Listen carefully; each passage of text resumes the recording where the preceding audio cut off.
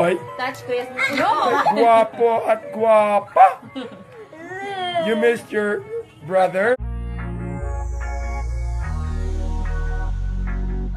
Lily? Touch ko yan. Oh.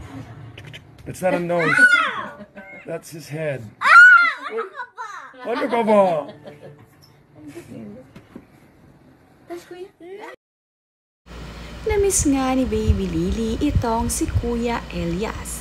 At pag-uwi nga ng bahay ng kanyang Kuya Elias, ay agad itong nakipagkita dito sa kanyang little sister na si Lily. Agad namang hinawakan ni Lily ang mukha ng kanyang kuya.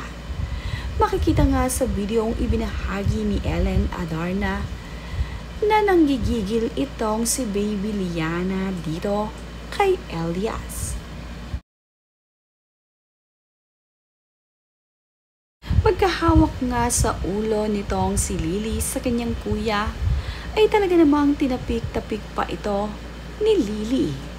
Makikita kung paano manggigil itong si Lily sa kanyang kuya. Pinipigilan naman nga ni Mama Ellen at Papa D ang ginagawa ni Liana. Nagbiro naman itong si Papa D at nakihatak din sa buhok ni Kuya.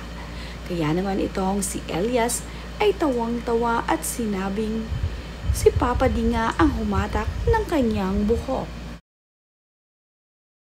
Makikita naman nga kung gaano ka-close talaga itong si Lily at itong si Kuya Elias.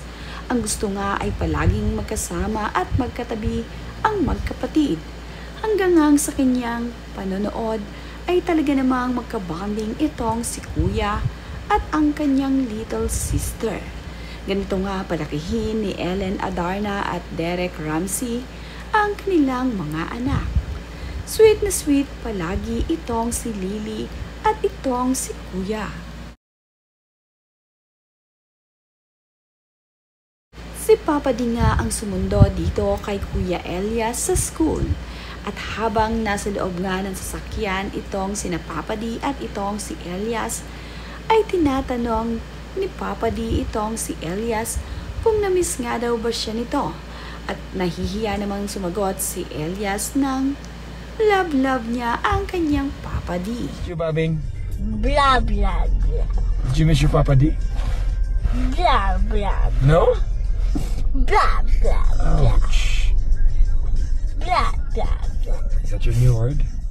Napaka-cute naman nga ni Baby Lily sa ibinahaging larawan ni Derek Ramsey.